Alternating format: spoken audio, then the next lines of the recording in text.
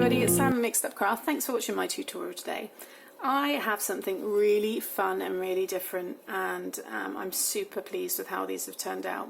So these are my cork coasters. So the pictures you would have seen at the beginning of the video show these 3 at the moment I've got, but there will be 4 because I'm going to show that one with you, and then a lovely gift box. I've had these cork A5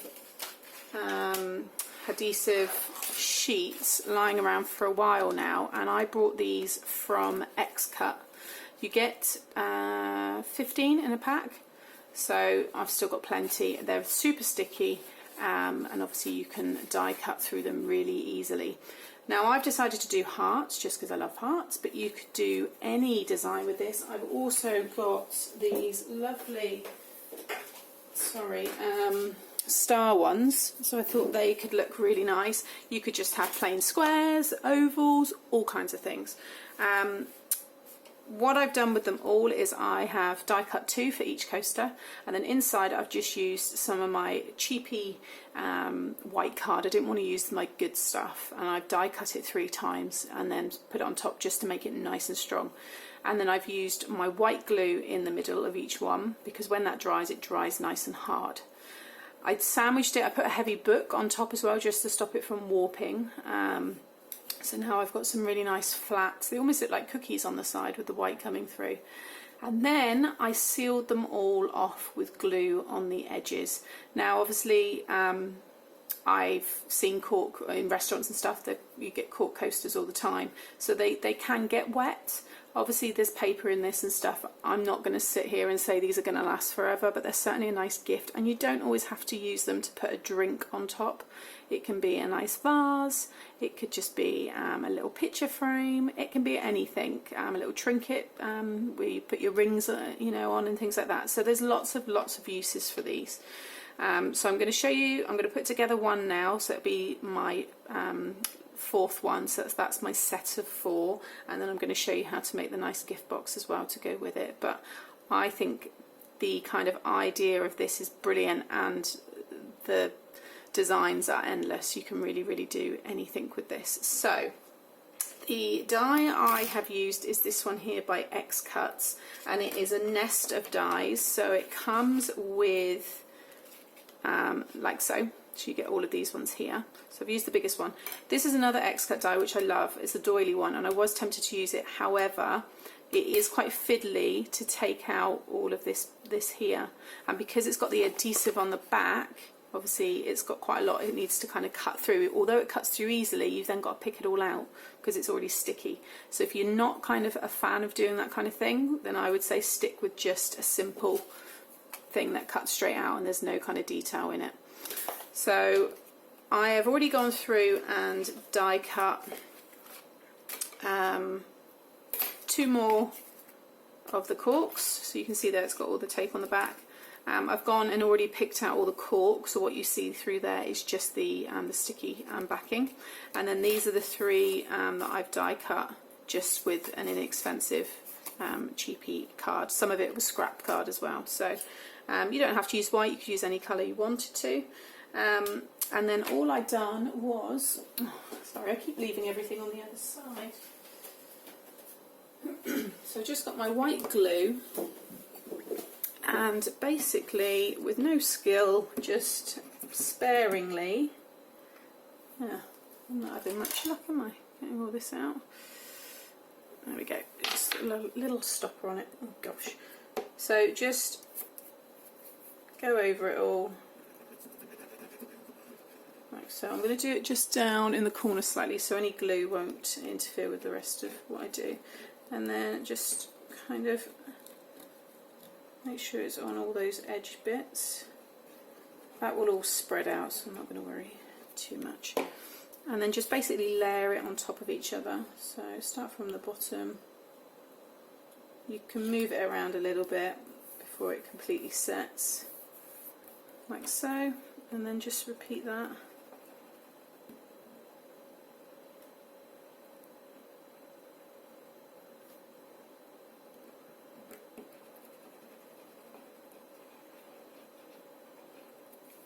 And then the last one.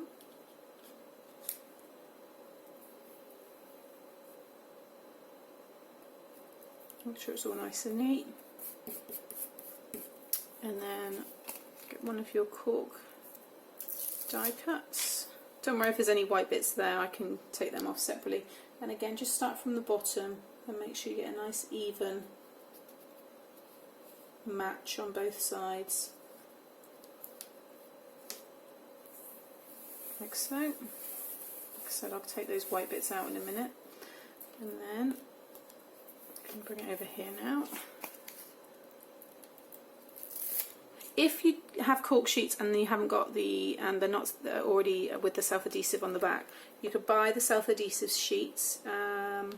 I'll share the links of the ones that I've used, and you can add them yourself. So you can still create this. And also you could do this with foam sheets. So if you don't have cork, although if you're using heat on them, so if you are going to put anything hot, and obviously I don't really want to comment whether that would work or not because I haven't done it myself, but I know the cork ones work. So there is that one done. If you wanted to go thicker, obviously it depends on how thick your white card is. You could use chipboard in between. You could use any coloured card. There we go. There you have it. See, I'll give that time to set and lie flat. I'll just put it in between a book. It doesn't take long to dry at all. But just to make sure that they're all the same.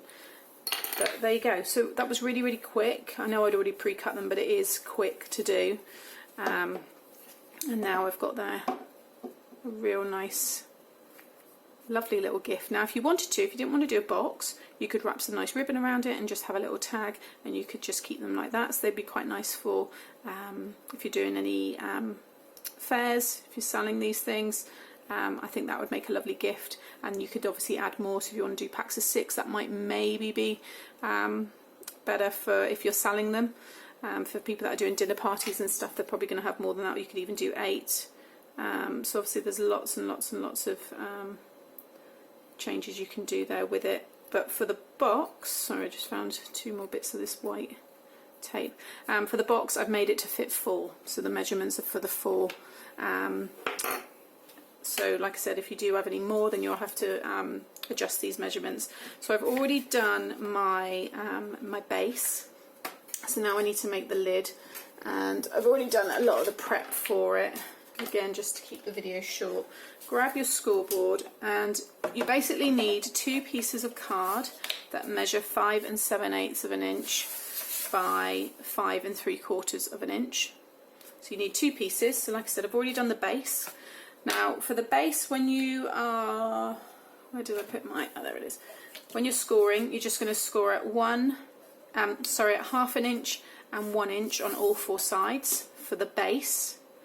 For the lid, it's slightly different. So what you want to do is, first of all, let me just make sure I'm on my right. So along the 5 7/8 of an inch side, this is for the lid. You want to pull the card out so that you're revealing the bottom of the scoreboard there, and you're going to score at half an inch all the way down and at 1 inch all the way down. Push the card back in and then score at 4 7/8 of an inch and 5 3/8 of an inch. Okay, then rotate the card round onto the 5 3/4 of an inch side, and then you want to pull the card out again, revealing the bottom, and you're going to again score at half an inch and at 1 inch all the way down.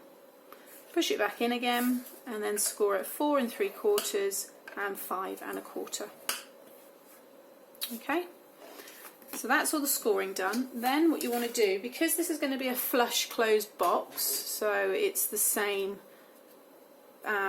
basically it's two of the same pieces, one slightly bigger because of what we've just done there. When you close it, it will be flush with the bottom, so it would be hard to open. So to get around that, if you've got a circle punch, what you want to do is just fold one of the sides and hole punch the edge, just so you're creating a nice curve. I don't have one, mine's broken, but I've got this tiny little oval, which is the smallest one from my oval stitch framelets, and basically you just line it over the top like so, stick it down with a bit of washi tape and run it through your machine. And this is the thick craft card, so it cut easily through the top one and it left an impression on the bottom one. So all I did was with my snips was just went and just kind of finished that off. Now when that folds down onto the side, it will create this kind of little kind of handle as such, kind of for you to open and close it.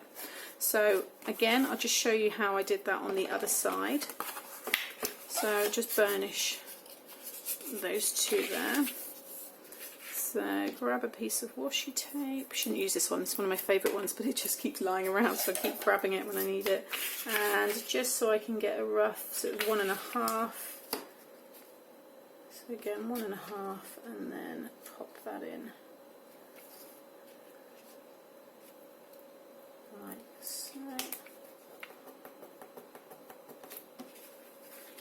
Okay, so that's what I've done there. So I'm going to quickly run that through my machine. Okay, so I've just run that through, and like I said, see it's taken the top off there perfectly, and it's left an impression there on the bottom. So what I'm going to do is just go around there and just kind of very easily cuts, because it has almost cut through it as well. You can see there it just kind of fell out. So there you go. So that's another way around getting that kind of nice effect on these kind of boxes. So now you just need to pop it all together. So I've already burnished those two sides there, so I'm just going to grab my bone tool.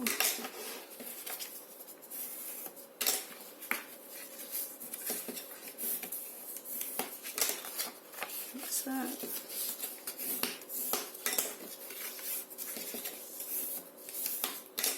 Okay, and then what we want to do is, I'm going to use these, so what I'm going to do is start off with the side where I've not cut that semicircle, and then you just want to cut up these two score lines that are in that kind of square, and rotate it on an angle, just cut down there, so you just cut yourself a little notch, cut that one out, and again just thin these all off on the edges, and it just makes it a nicer closure. So repeat that again on this side. Again, just slightly.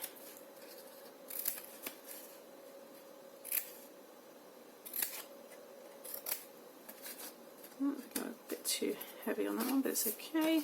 Okay, and then rotate it all and do exactly the same on the opposite side. I always make reinforced boxes. You probably find on every project when I'm making a box for something, it's reinforced. I just think they look nicer, last longer, people tend to keep them.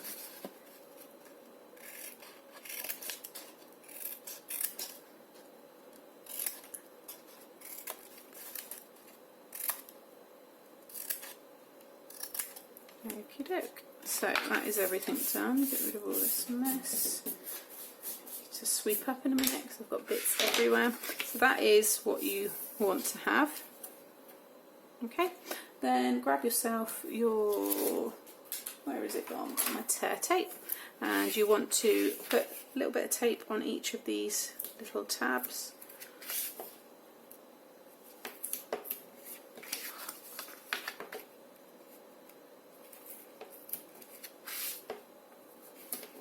Like so. I'm going to flip it over. You want to pop tape along these two.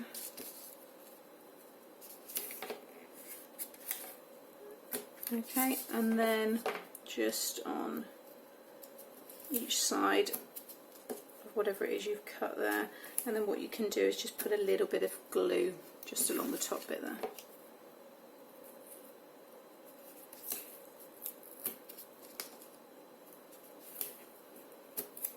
Okay, so first of all we'll stick our little tabs down.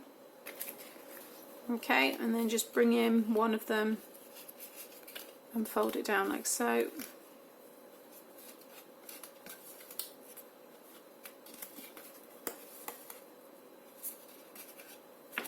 And then again take all of this tape off inside and just fold them down on each other, and then in a minute, because it'll be quite a fold, quite tight, you can go with your bone tool and just go around and burnish them all again.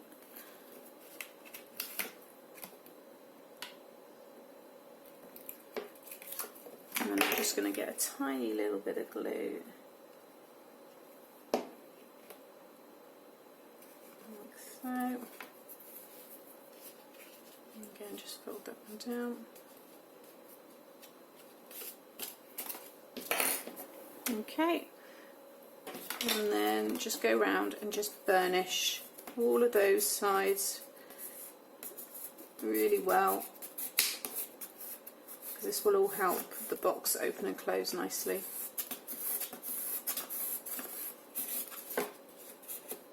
Again, this craft card is so tough, which is why I love using it. You can get a really, really nice finish. Even some of the really good normal card, you have to be careful with it. You can't, you know, be too brutal, which is fine, but I do love this stuff.